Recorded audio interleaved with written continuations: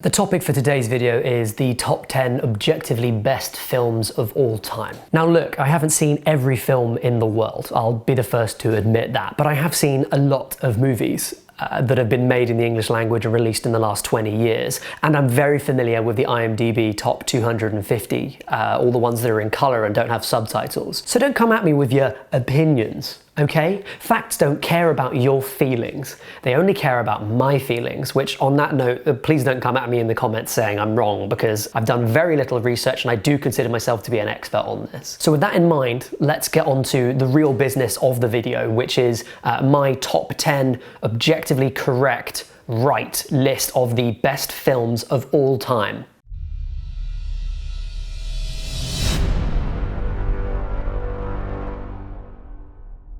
Number 10, The Shawshank Redemption. This movie, wow, one of the best films of all time, objectively. Saw this in English class in year 9, someone brought it in at the end of term, it was between that Panic Room and Shallow Hal, and wow, I loved it then and I've loved it ever since, probably because I haven't emotionally developed since then.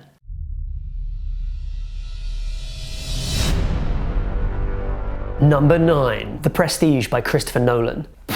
Wow, what a movie. Probably one of the best top 10 objectively best films of all time. Also probably the least best of all of Christopher Nolan's films of all time, because it just has like way too many women in it, and they talk and they have feelings and stuff. Ugh, very confusing, very troubling.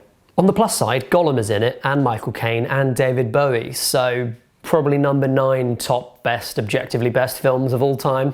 Yeah, probably number 9 on that list.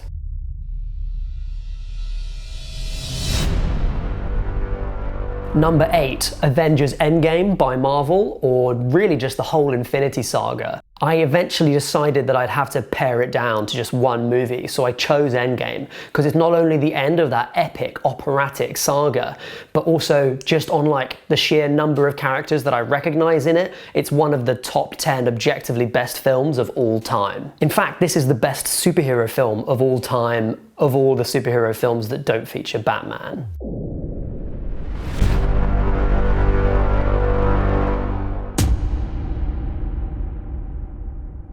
Seven, Click by Adam Sandler.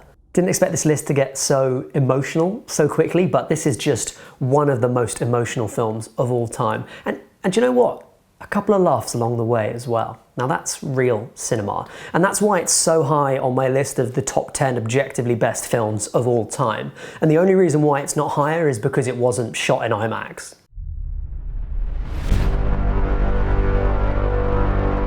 Number 6.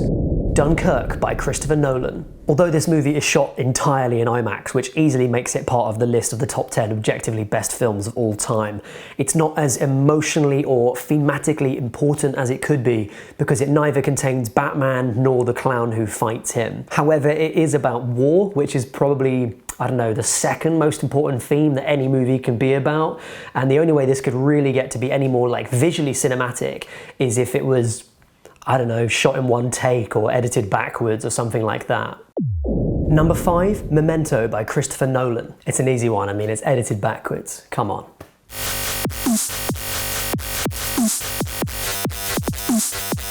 Wow, we're already halfway through the list, like, just want to take 5 seconds out to talk to all you tricks heads out there about indietrix and the new direction of the channel. I hope you're enjoying me finally really laying down the law and getting rid of all that namby-pamby opinion that we've been talking about. Yeah, I curse now, it's real, get used to it. But I'm not just making the objectively correct film reviews anymore and finally kind of stepping out of that subjective shadow into the real conservative, objective truth part of reviewing, that films are really just about what I'm right about and what you're wrong about, and you can just sit there and think about how great I am. We're finally getting into that, but also we're doing loads more stuff. Firstly, I'm going to be reviewing a lot more TV. Did you like True Detective? So did I. Now I know you all like films because you are true film watchers who watch an objectively correct channel, but I'm guessing that you really like film trailers. So now every Wednesday at 2 p.m. I will be releasing my full reaction to a brand new set of trailers, which is just like, and as for Fridays, they're all about the stuff that film watchers love. video games. That's right, I'm going to be streaming live on Twitch, starting with my 100% playthrough of Splatoon 2. Last and certainly not least, by massive demand, because everyone's been asking for it, every Sunday at 8 AM I am going to be reviewing a new episode of streaming TV on Disney+.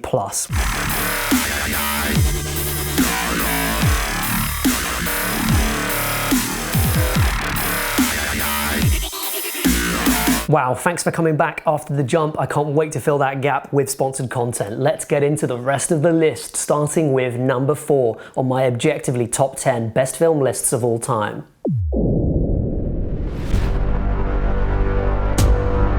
Number 4, The Dark Knight Rises by Christopher Nolan. This movie. Wow. Everything that Christopher Nolan filmed in this looks really good, from the costumes that he designed and manufactured to the music that he wrote and performed. It truly is one of the most cinematic films of all time. You might say it was the 4th most cinematic film of all time. And you'd be right. Number 3, Interstellar. Haven't actually seen this film yet, but it comes up on Reddit a lot, so it's directed by Christopher Nolan. Top three most cinematic films of all time. Just wanted to take this second as like a kind of check-in for all my Trix heads and all my fellow gamers out there and see how you're doing on this list. I hope you're having a totally amazing time and actually like really cool time, and do let me know in the comments down below. I'm desperate to have your engagement.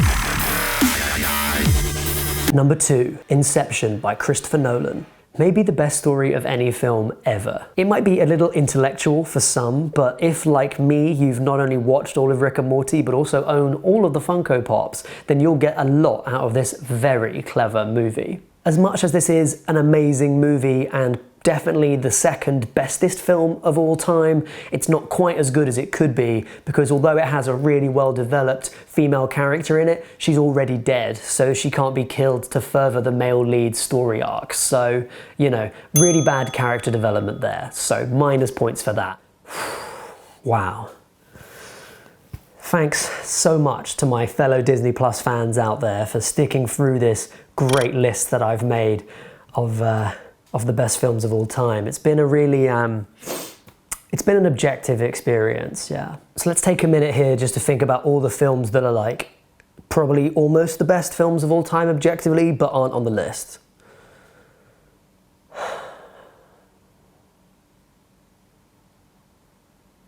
Now, if you've clicked the subscribe button already and you've commented down below your favorite number on the list so far, it's time to talk about number 1, the objectively best film of all time.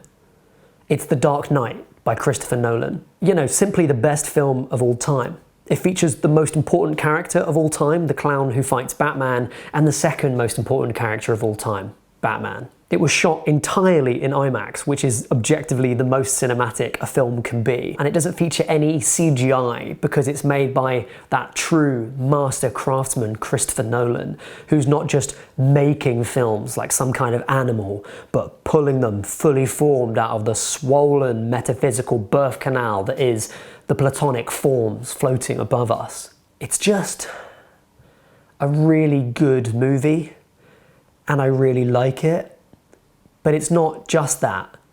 It's objectively the best film of all time. That's it from me, gamers, but I'll see you next time, my fellow Inklings, on Friday for the Splatoon 2 speedrun. I'll see you on Sunday, where we'll be talking about The Mandalorian non-stop. I can't wait, I'm so pumped. And isn't Baby Yoda cute? Am I right? And I'm actually just gonna leave the video running for a couple more seconds because we're a little under, just squeaking under that 10 minutes and 1 second runtime, which is the optimal runtime that a little bit of a YouTube hack between me and you, the viewer at home. You really need to get enough ads served on it to make enough money to pay off your Funko Pop debts. So I'm going to leave that running so that I'll get all of the ad money that my 40 views that this video will surely garner from my adoring fans will get paid through by those back in head office. Remember, fight the power, click the bell button, and don't forget to subscribe to Disney Plus. Peace out, brothers.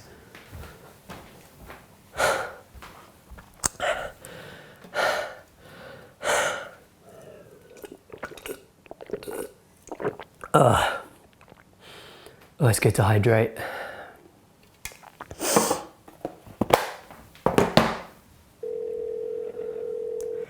Hi, Mum. It's me, the Funko Pop people won't stop ringing.